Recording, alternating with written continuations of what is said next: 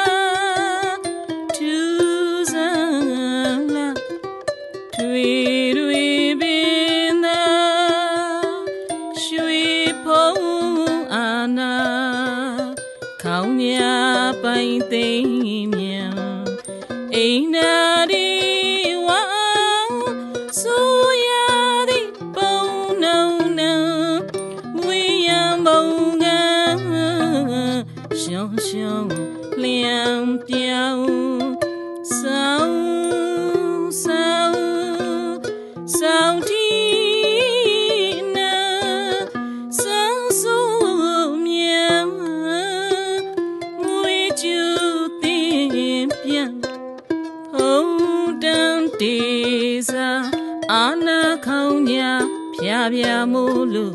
ရတဲ့